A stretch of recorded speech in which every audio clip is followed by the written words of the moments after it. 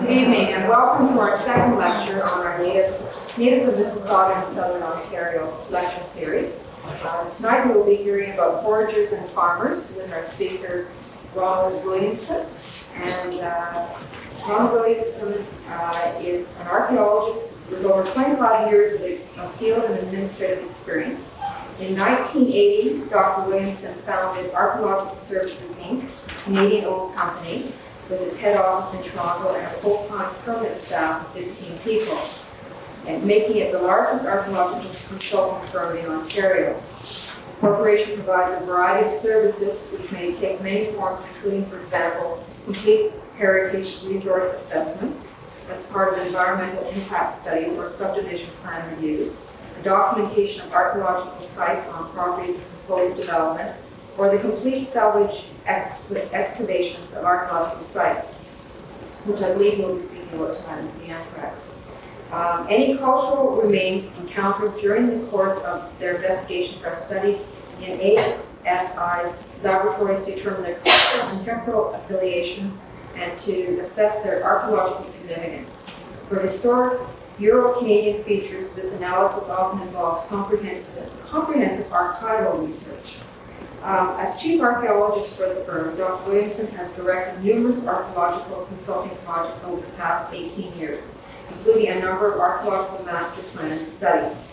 And I won't go into all of where you've done those, but there's quite a few, including for the city of Brantford. The latter three studies were undertaken on the GIS's platform with Geomatic International. I don't know quite what that is. Oh, I can tell people a bit about that when it's time for it. That's great.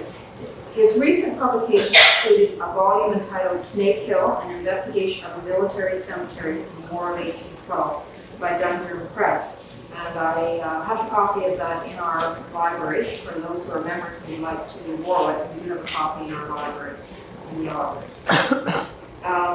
Co-authored and co-edited by Dr. Williamson, and a more popular account, this is one we have, called an investigation called Death at Snake Hill, Secrets from the War of 1812. The first one, I believe, is more the academic. So it's the second one we have in our library. He has also published on the firm's 6 years of work at the complex 80-acre Peace Bridge site in Fort Erie, which he says he'll be speaking about briefly as well. That work resulted in the publication of a scholarly technical volume entitled In the Shadow of the Bridge, the 1994 to 1996 investigations of the Peace Bridge site, and a more popular account published by East End Press called Legacy of Stone, Ancient Life on the Niagara Frontier. Co-author was Robert McDonald. Other publications include a paper entitled Landscape Paths to Landscape's Future, Planning for Archaeological Resources, and a book called Great Lakes Archaeology and Paleoecology. Is that how you say it? Exploring interdisciplinary initiatives for the 90s. And that was published in 1994. He also co-authored a paper entitled The Positioning of Archaeology Within Anthropology, a Canadian Historical Perspective. Dr. Williamson is an adjunct professor in the Department of Anthropology at the University of Toronto and an associate member of the graduate faculty. He's also a former president of the Canadian Association of Professional Heritage Consultants, a national organization dedicated to furthering the cause of heritage resources, conservation, and excellence in heritage consulting. He has also been involved in several senior-level development activities with the province of Ontario and served on the National Aboriginal Heritage Committee of the Canadian Archaeological Association for 3 years, and co-authored the Ontario Provincial Subcommittee with Sylvia Thompson of the Chiefs of Ontario. Please welcome Dr. Williamson.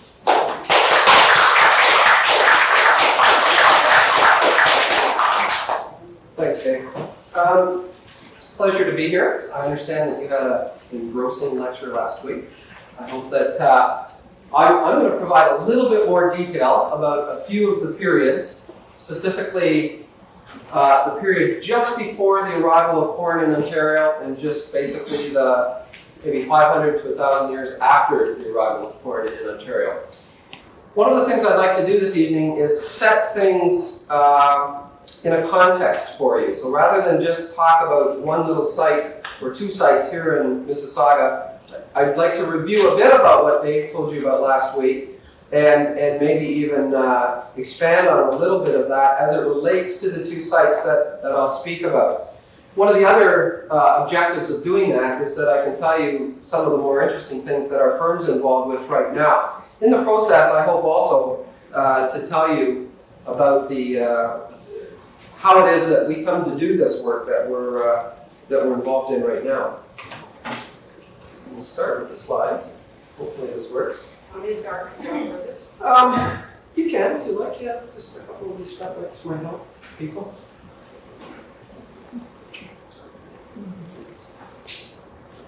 Now, I'd like to talk just for a few seconds about how we came to be here, because a fair amount of the lecture tonight will focus on the Anthrax site, which is an Iroquoian site. It was occupied by Iroquoians roughly at around AD 1300.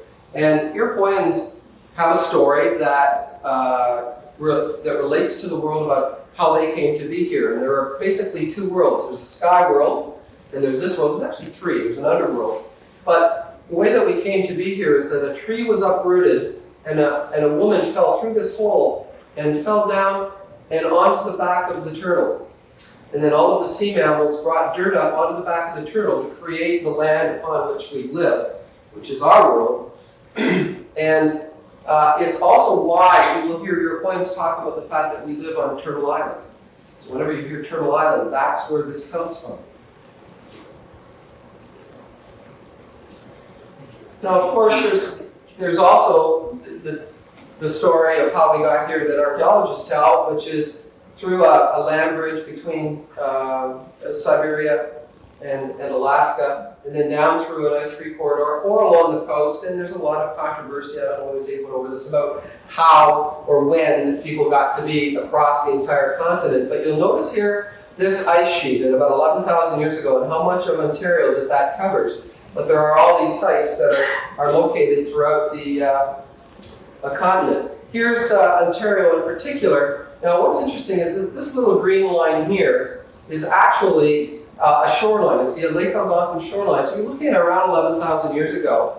And that side of that line is water. And you'll see the clustering of sites of this period.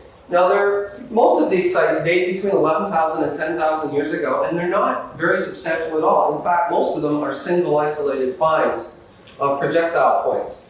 But the earliest ones that date between about 11,000 and 11,200 years ago, there are only 4 of them.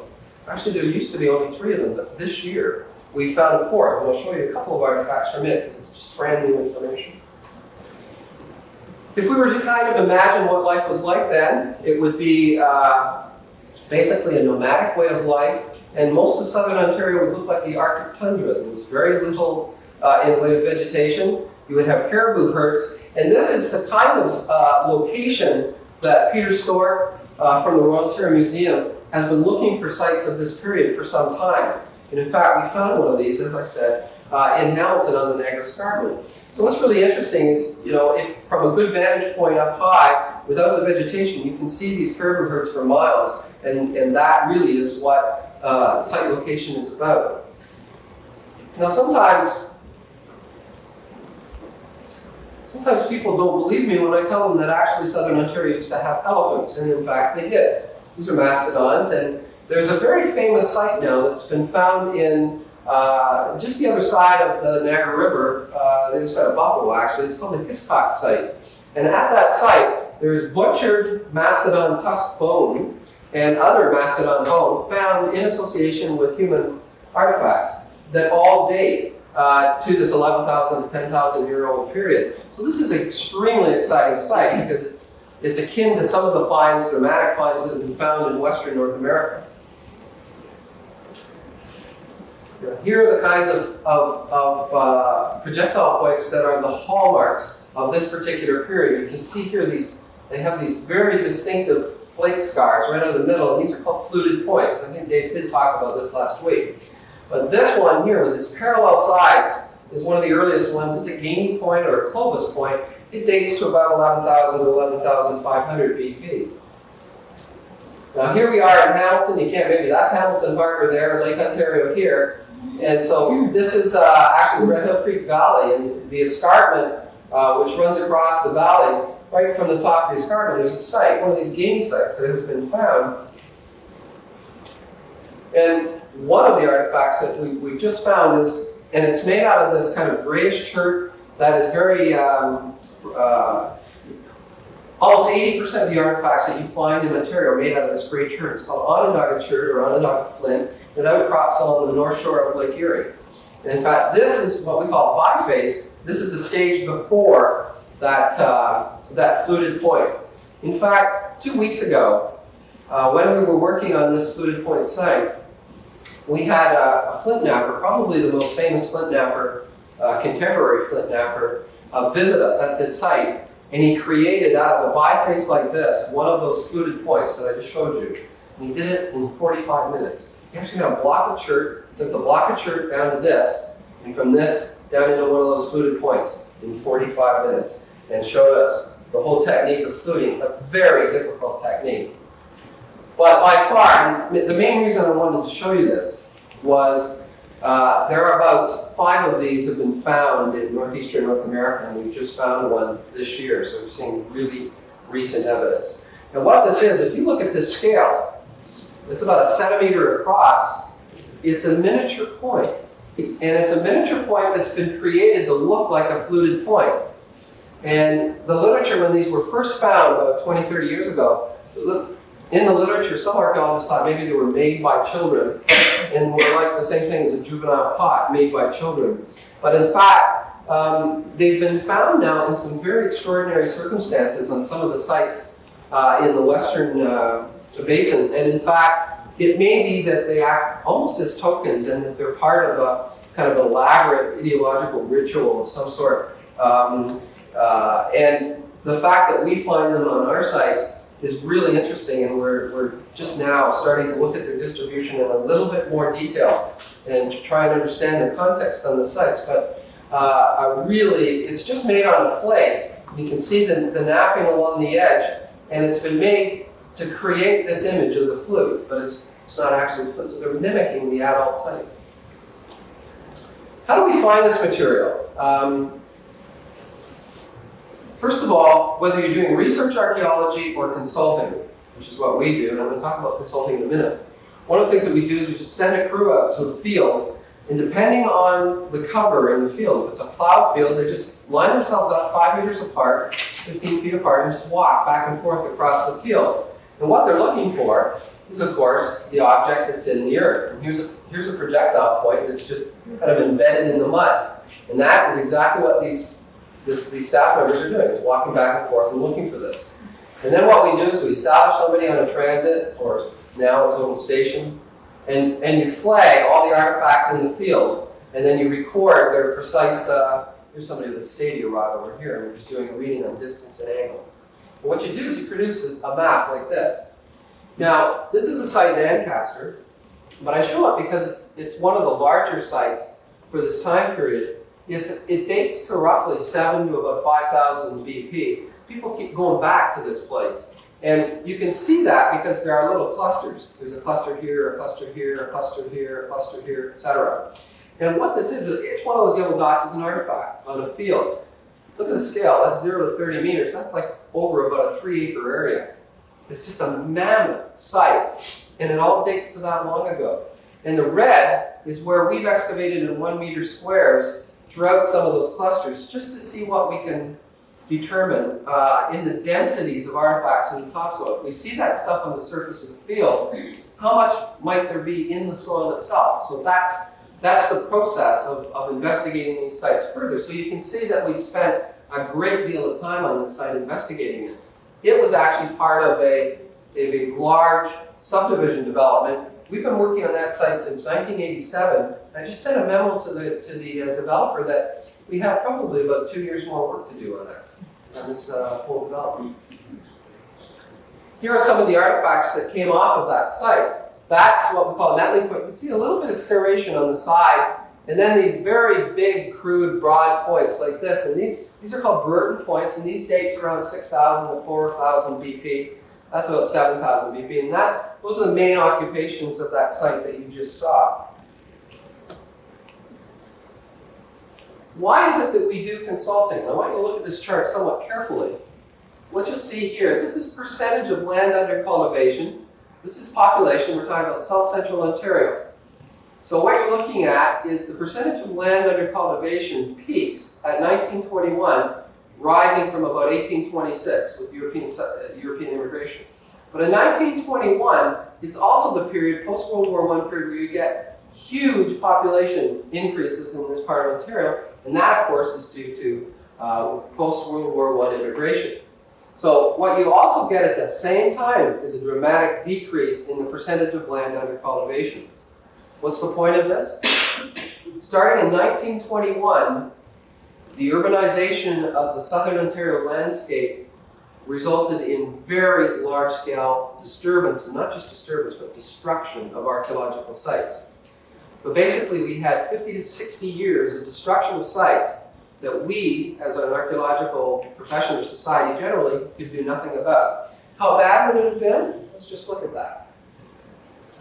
Okay, let's take Peel. Here's Peel here. This is estimated site destruction between 1951 and 1971. Population in 1951, 55,000. 1971, 259,000. The land removed from cultivation, 57,000 hectares, over 100,000 acres.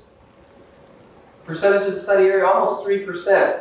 How many sites were destroyed? Well, based on the average number of sites per acre in this part of Ontario, 1,760 sites destroyed during that 20-year period.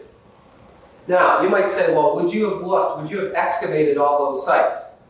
The answer is no, but 27% of them we would have.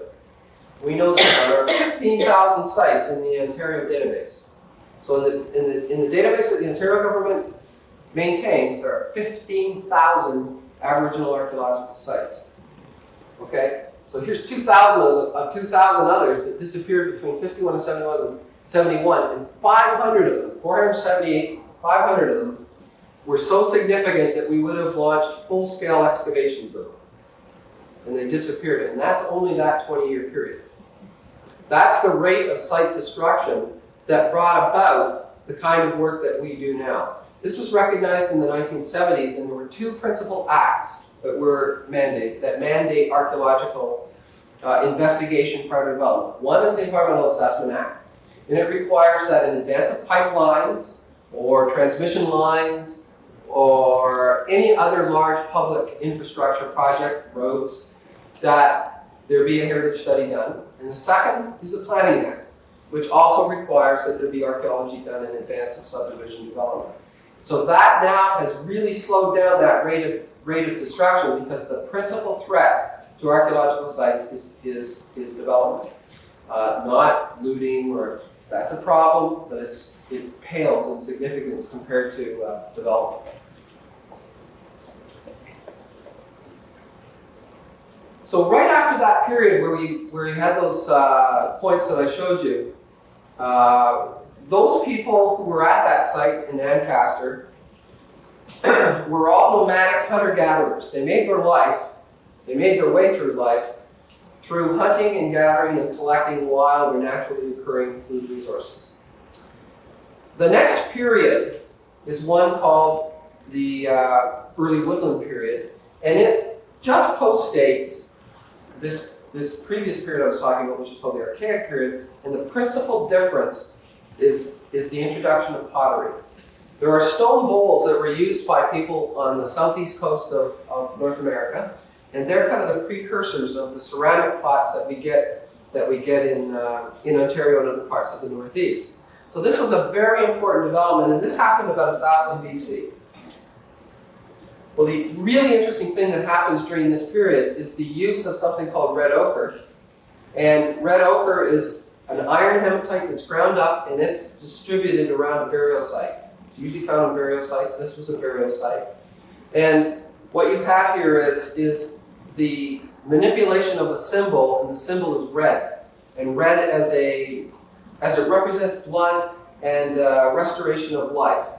A whole literature on color symbolism. Now this was with one of the burials at that very site, and I just wanted you to look at this copper and this piece here. This copper is part of a copper necklace. But one of the things I wanted to point out is that just before this period and during this period, there are goods traveling throughout all of the Northeast. This copper obviously does not come from southern Ontario, but in fact from a belt of copper along the north shore of Lake Superior. But this piece is probably the nicest piece. You know, I always get asked, what's the nicest thing you've ever found? This is actually the piece here. But I have to tell you that I wasn't the person who pulled it out of the ground. The person who pulled it out of the ground was David Smith, who was here talking to you last week, because we worked together on this site in 1975. We've been friends for a long time. And here's a close-up of that piece. That's an arrowhead pendant that would have hung around the neck on that copper necklace. And what you're looking at here is natural geological banding.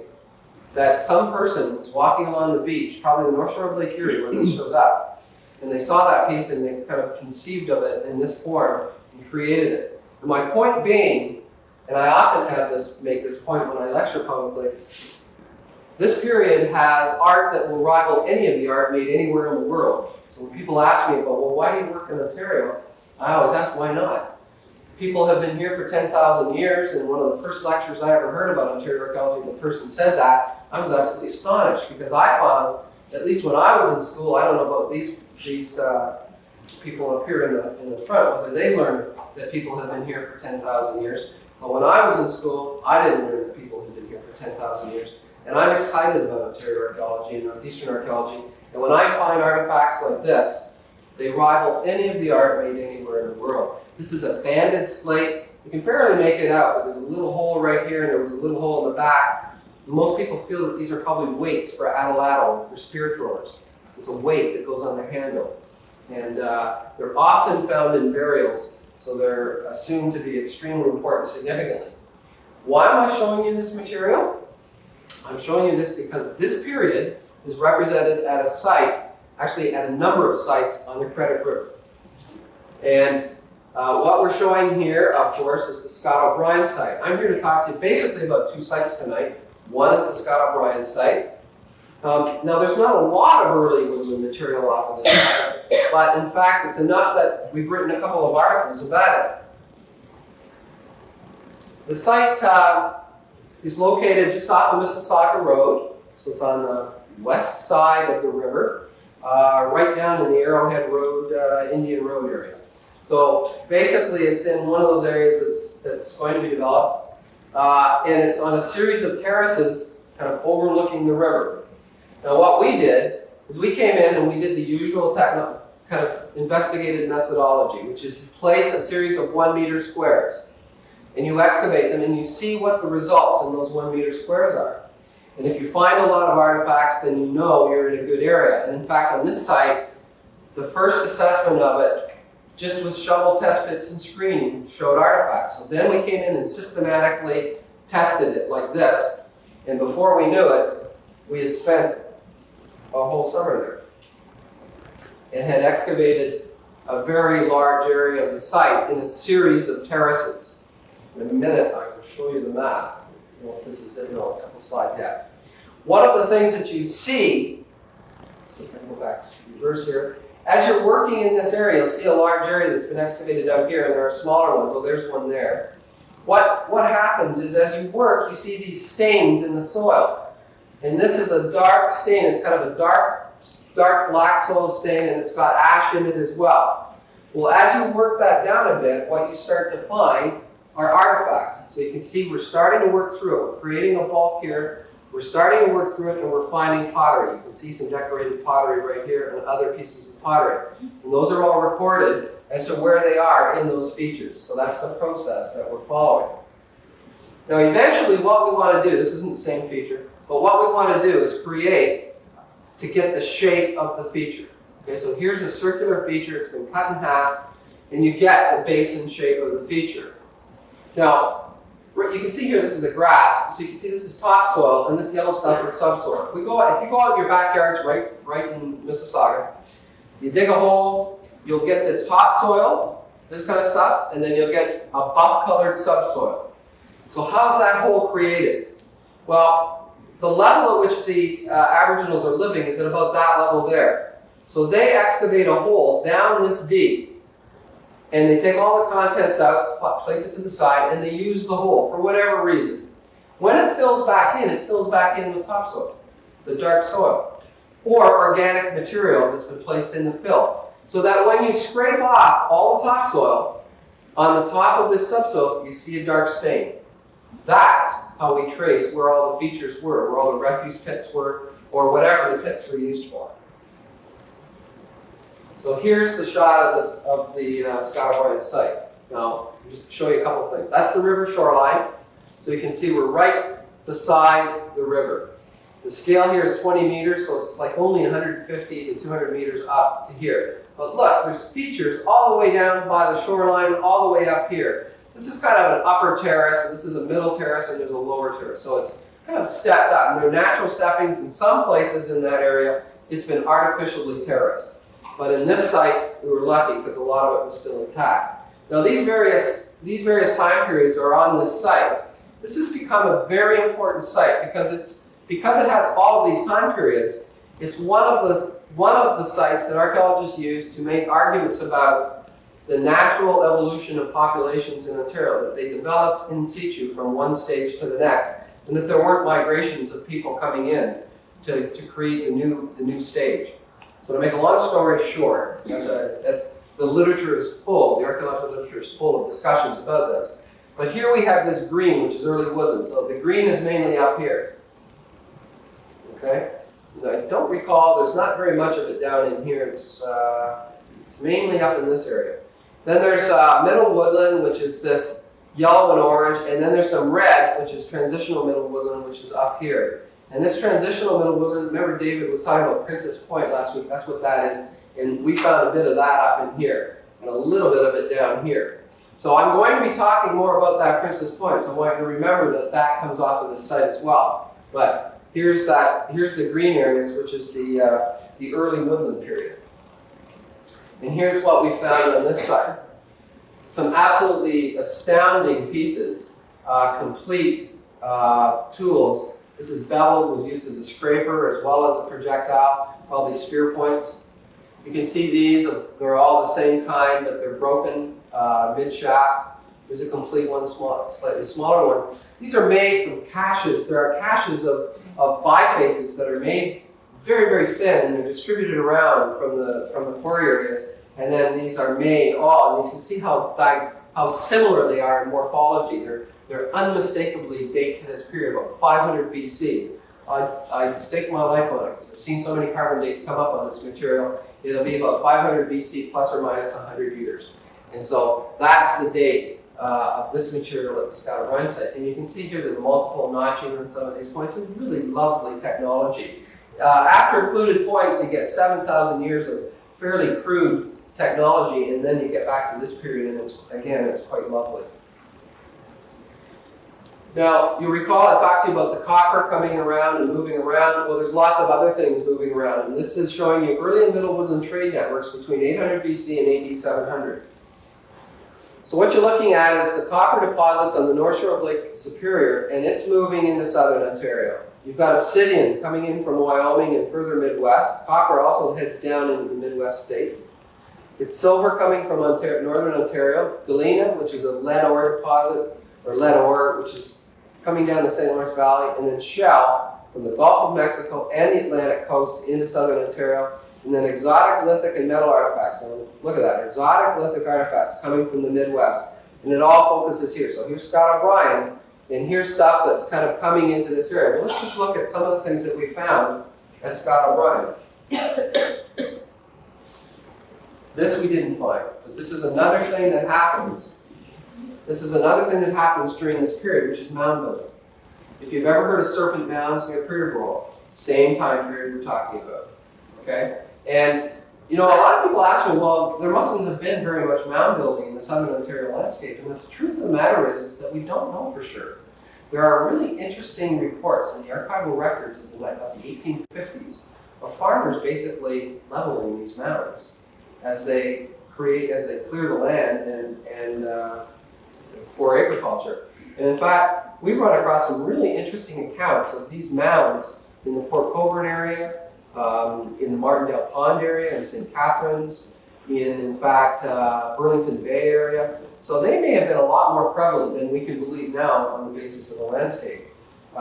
Here you see people, the theory is these mounds are built when one of the headmen of one of the bands dies, and then everybody in the band participates. The headman is buried in the mound, and then it's created almost as a testimony to his life. These two pieces are absolutely, the slide really doesn't do it justice. And I actually had thought about bringing them tonight. I mentioned maybe bringing some artifacts, but these are actually out on loan. These are always out on loan because researchers always want to look at them. They're fairly remarkable pieces. But they're a milky white quartzite. We're not actually sure where they come from. It's probably somewhere in the North Superior area.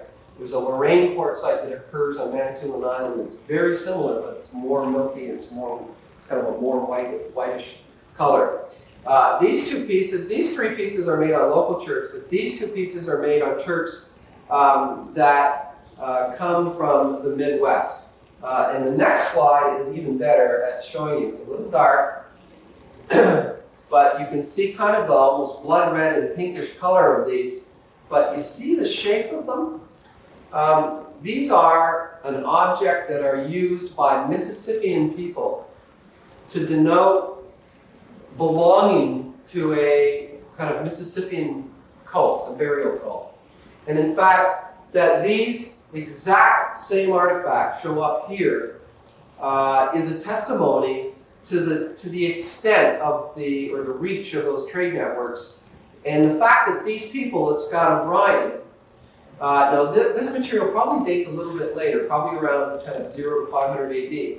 These people were participating in that network because these objects were important enough to them to have there.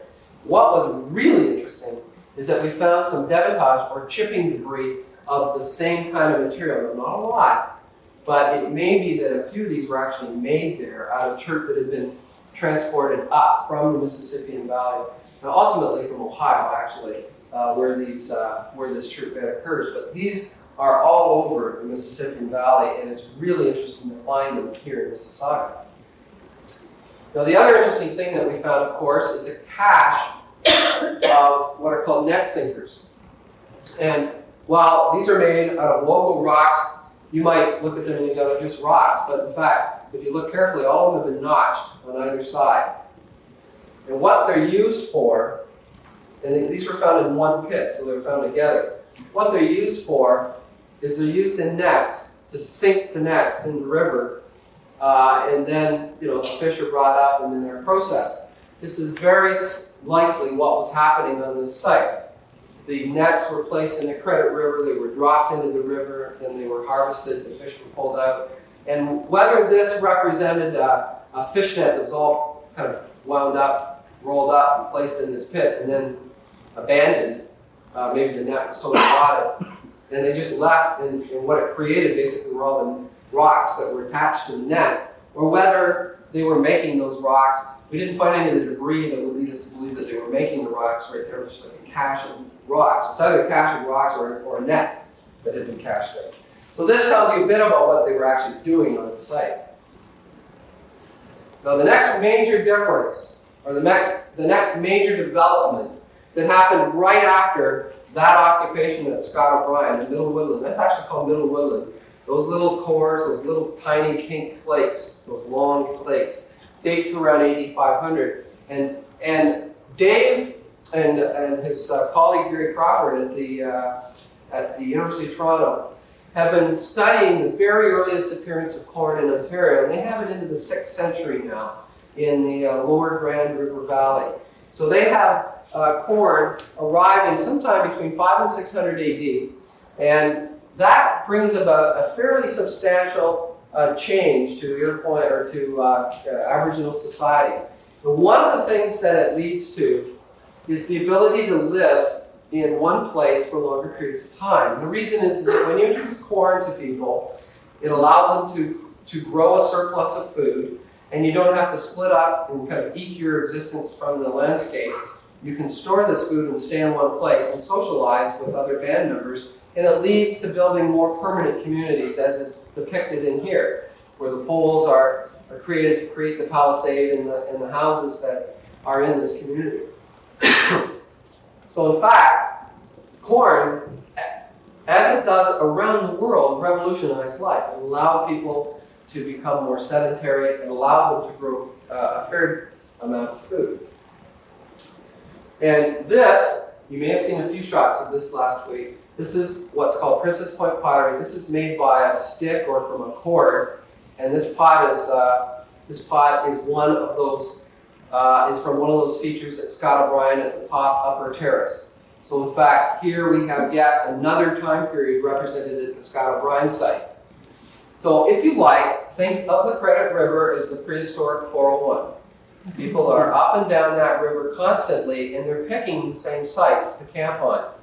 The question is, in some of those features we have ceramics from one period and the next adjacent period as well. So we're trying to figure out whether that means that it's either just successive camping or whether some of that pottery is being used by populations kind of at the same time, and so that it shows in situ development of those people. So it's a complicated story. Now, some of the communities that are very important at this Princess Point period, you saw a version of this slide, I'm sure, from David, talking about the sites that are on the Lower Grand River. And I want to draw your attention to three sites. OBrien here, where I've been talking about, Credit River, but also this site called Homedale, because I'm going to show you some slides from Homedale, just been excavated recently in Brantford, and the Peace Bridge site. Now, the Peace Bridge site we've been working on since 1992. I've had a crew there almost continuously since 1992, working for a hundreds of $1 million redevelopment of customs facilities and a new bridge in Fort Erie. So between Fort Erie and Buffalo. On that particular site, some years ago, now this is a painting of the place in 1927, just before this bridge was built. This was an artist's kind of rendering of what it was going to look like. Now I want you to kind of look at where the shoreline here is, and this really is just exposed bedrock. And what all that bedrock is flint. So this actually area is just a big flint quarry. Now, what we discovered over the last 10 years is that the occupation associated with this flint bed goes all the way up here and all the way down this street and kind of comes back about like that. 80 acres. I'll show you a slide of that in a minute. It's just constant, solid occupation of prehistoric peoples over 4,000 years, from about 2000 BC to about 1500 AD. But one of the really interesting, so here's the river. This is just north of the Peace Bridge. Here's the Niagara Parkway. All these are these big features. Look at them all. They're just all over the place. I could have shown you graphics. I could do a whole lecture on the Peace Bridge site, of course. But what's interesting is we started to excavate some of these. We excavated them all. But in one of these, and I'll just show you a close-up. So here's your feature, right here. And when we started to excavate it, what we found was a vessel, a ceramic vessel. Here's the top here, had collapsed inwards, like this. So when we excavated that feature, it kind of came around and the whole pot, it just collapsed. But we put it back together. And that's the vessel. Now, on one of the insides of the pieces that made up that, you can see it's like doing a three-dimensional jigsaw puzzle. It actually took our lab person about a month to put this together. But as she was putting it together, she noticed what's called carbon encrustation on the inside of the pot, which is basically food debris, which is encrusted on the inside. We scraped some of that off and we sent it to the radiocarbon lab at Toronto, just a tiny little bit of it. We discovered that it was probably a little bit of corn soup that had adhered to the interior of the pot. And they dated it to AD 675, plus or minus 40 years. So we know this is a 7th century pot. Now, this is the same time period as that piece that's in Scott O'Brien that I showed you, and it's found in other sites in the Lower Grand River and in the one Homedale, which is in Brantford. But the really interesting thing about this pot is inside that collapsed vessel were all these small bones. And those small bones were analyzed. Because the vessel collapsed, we basically could take a look at the last meal in that pot. And what we discovered was what we call 10 fish soup. There were 10 species of fish in the soup, in the pot. There was a shoulder of venison, and there was purslane, which is a pottery used by Aboriginals to, well, to spice up the pot, to spice up the soup. We took that, and the editor of the Buffalo News called me one time and said, we'd like to give that to the Aboriginal culinary course at Niagara College and have them make it. Do you have any objections to that? I said, no, I don't have any objections to that, but if you're going to make it, let's have the course make it for a public event and let's serve it to people. And so in fact, on one night in 1995, we served 150 people at a Chamber of Commerce meeting. The fish soup that came out of this pot made by the Aboriginals, the Niagara Aboriginal Culinary Course.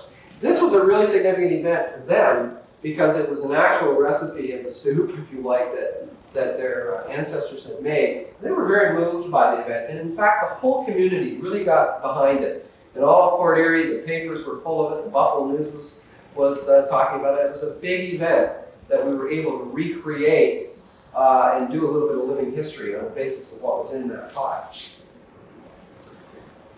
Here is the full extent of that site. So any of you who know Fort Erie, here's the Peace Bridge.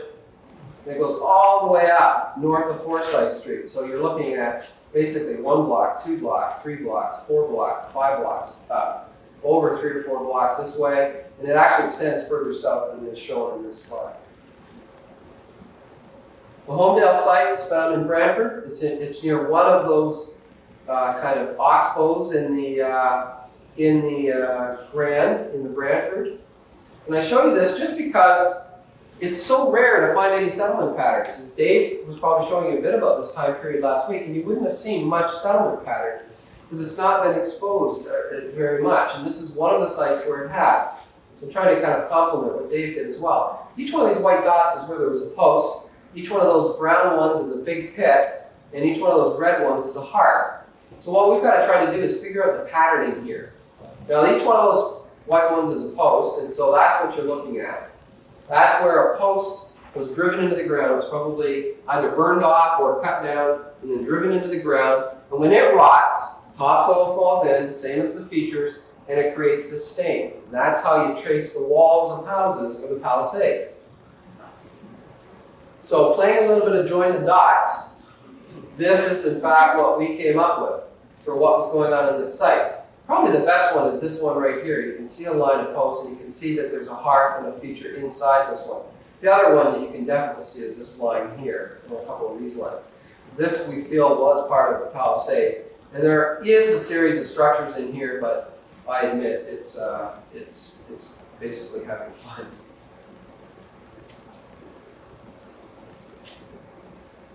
And here are some of the artifacts from that. You see how the projectile points have turned into triangular ones, and in fact, these are thought to be the first arrow points. So everything up to this point is so heavy and so crude that they're probably used as spear points. These probably were arrow points. More of the same pottery of that period. There's another pot. Use of the horizontals with the cord, and then the sticks that are wrapped in cord to create those obliques. Very interesting, very rare tools. These are beaver incisors that have been serrated. And a beautiful flat piece of deer rib that's been etched, probably the handle to some, maybe a hairpin or something along that line. You can see the size of it there. Now, what I wanted to show you was that's an early community, corn agricultural community. You can see what they're using, but you can see that it's hard to figure out the community pattern because there's so much of it. It's not very well planned out. It's occupied probably for a long time. Well, we found another site, and I don't have a better slide showing you where it is, so you'll have to bear with me. 403 here. So you're basically, here's the 403 turn here, So Highway 10 in Eglinton, and that's basically where this site is. This site is now under development. It's fully developed. It's called Anthrax. What we did, we were called in to take a look at a woodlot. We went in and we just excavated very systematically across this woodlot to look at what we might be finding in those pits.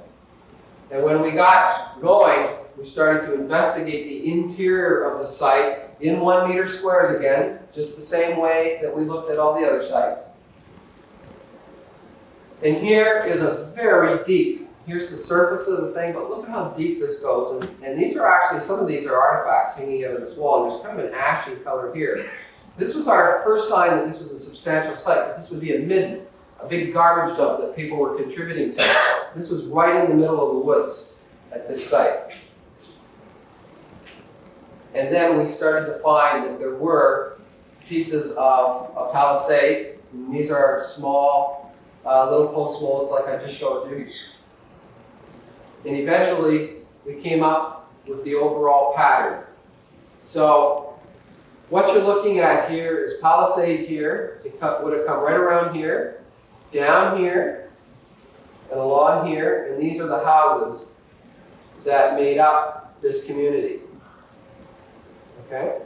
And there are little fence sections in here, etc. And right down by this is boundary tree preservation, but there's actually a creek that comes right along in here. This is a fascinating site. It's been radiocarbon dated again using corn to about AD 1280, plus or minus 40 years. So let's say late 13th century, early 14th century. When we look at the pipes and the pottery, actually, again, this is a project that David Smith and I have worked on together. David has looked at the pipes in detail, and I have been looking at the pottery with one of my colleagues at work. And we believe this site probably is early 14th century, because that's what the ceramics suggest, even though the radiocarbon date actually calibrated dates to 1280. Maybe it's just the calibration that gives us probably, when you have a plus or a sigma range of plus or minus 40, it can be either way. I think it's the upper way, if you like. So, oh, wait a minute, let me show you where you are. What we're going to do is we're going to close in right here, and instead of kind of the stylized line, we're going to show you exactly what we found. Okay? So here's each one of these is a post mold. Okay, one of those post molds, those are the hearths, those are the large features. Now I want you to look in particular at this one here, which is a almost turtle-shaped pit. We find those in 2 locations, or 3, actually in the center, maybe one there, in the center of the house, along the walls, or actually appended, where this little piece sticks into the wall and then the rest of it sticks out of the house. These are what we believe to be sweat lodges, and I'll show you what they look like. But here's the palisade coming down here, joins up to the edge of the house here, but then we believe carries on here. There's also a fence that comes right along here, and there's an activity area out here. We call it a house, but we're not too sure that's actually a house. But back to the sweat lodge. Okay, so what I'm showing you is this. Now, to be honest with you, this is not that same sweat lodge. It's exactly the same kind of feature. What you're looking at, they're semi-subterranean. They're dug into the ground, and the hole, or the entrance is here, and there's a little ramp down into this large area. And you can see how there are posts all the way around. We use straws to show the locations of former posts. So this would have been a domed structure that was dug into the ground, literally that deep, which is only about a foot deep. And hot rocks would have been brought into the entrance of this thing, rolled down here, and people would have a sweat in one of these things. And then when they're abandoned, they're filled with refuse. So they're called sweat lodges, semi-subterranean sweat lodges. That's what they are. They're very unusual. And what's really interesting is they're obviously very important ritually. Right here, on a number of these, we have found animal skulls. And here's one from a site called Wyzek. This is the same one. And that's a bear skull, right at the back of the lodge, right on the floor, the living floor, which is this dark stain here. So these are very important ritual events. And we found deer skulls before on other of these and bear skulls. So it's something that we're looking at with great interest because it helps us provide some insight into the ideological sphere. Obviously, the other thing we're doing is talking to elders, Iroquois elders, who can talk to us about the use of animals in tradition. In fact, our firm works very closely with a Mohawk traditionalist. In fact, has worked for us on many occasions. Some of the artifacts have been found at Anthrax. Here they are, very beautiful, very oddly shaped, but gorgeous projectile, but maybe also used as almost like a graver tip like these. Some beautiful triangular points. You can see these are arrow points. They look like some of the arrow points you can see today. And then some bifaces or some knives as well. Is that the same shot that Dave showed? Corn cob? It's a corn cob from the Anthrax site. I actually made a couple of copies of this slide for the Ontario Archaeological Society, and people have started using it. Extremely well-preserved 8-row piece of corn. You can see where the kernels were attached. There aren't any kernels on it now, but just absolutely beautiful piece of corn from that site. That's how you know these people were growing corn. This site has produced some of the nicest bone tools I've ever seen in Ontario. Get these bodkins that are just, I mean, that's just as smooth as you can imagine. You get beautiful etching in some of them. There's a hairpin here. Some more robust ones probably for piercing. That might even be an arrow. So just some gorgeous bone points. Some very nice pipes. But one of the nicest ones is this one. This is probably a pregnant woman. Here's her hands here. She's kneeling. And the basket, her back would have been kind of a basket. This is a very odd pipe. It's one of a kind. I know of no other one in the Iroquois literature or off of Iroquois sites. So it's something we're very interested in, especially as that relates to fertility and green corn ceremonies. So we're really interested in this, and we're also talking to elders about this pipe. There is another series of masks that have been broken off of the bowls, but unfortunately I let that slide. I only had one of them. I let that slide to a prof at UBC in British Columbia. He still has it. I'm trying to get back from him. He's publishing a book and he wanted to get that particular slide. Some of the ceramics off the site. You can see how the ceramics have changed dramatically from that earlier period with the cord wrap stick. You get these lines and these motifs, especially the horizontals you can see here. Here's a pot. Here's our shot at art. This hand coming up, showing the kind of elongated vessel shape. This is more in keeping with late 13th century or 13th century pots. It doesn't really have a collar. It's got this kind of crisscross motif up here. Beautiful pot, but the other kind of pot on the site is this more globular, more typical 14th century pot that has a collar here that has these obliques on it, and then the neck has these horizontals on it. So to make a long story short, and I'm sure Dave went into this a bit, we use those decorations to date the sites, and at the same time, we wouldn't pretend to understand, but there's symbolism being done here. There's signaling being done by Aboriginals to other Aboriginals based on, this is one of the few places that we get a chance to see some of the art that's produced by Iroquois. Now I want you to just imagine for a second this house. It's always a very sterile environment when you hear an archaeologist in the front of a room talking about archaeology. It's hard for you to imagine what the hell, excuse my language, that longhouse represents. And it's easier to think about it when you see this. That's what that longhouse represents. It's a house made of poles with corn hanging, but full of people. The people that made these communities. And that's what was happening at Anthrax out here at Eglinton and Highway 10. 600 years ago, this scene was happening right there. Now, we had a very dramatic event, and I wanted to end this lecture by talking about people. We had a very dramatic event last year, actually the year before, at a site called Moat Field at Leslie and the 401. This particular site dates to AD 1330, or 1300 to 1330, the same time period as Anthrax. And these other red sites also date to the same time period. So you have Anthrax basically over about here, and you've got these other red ones here that all date to the same time period. These are all communities across the central North Shore landscape. They're not related in one big group, they're just separate communities living, and we're certainly aware of each other. But this particular one, what we found is that they were on a tributary of the Don River. And this whole area is a big soccer field, and that soccer field is a big village that dates to the same time period. It's the same type of site as Anthrax. But under that blue tarp, as this fence was put in, this was discovered. And what it is a cement pole that went down, and this is the burials of this community once the community was abandoned. Now, the Mohawk traditionalist I'm working with, this was moved, this was excavated at the insistence of Six Nations Grand Council. I wanted you to know that.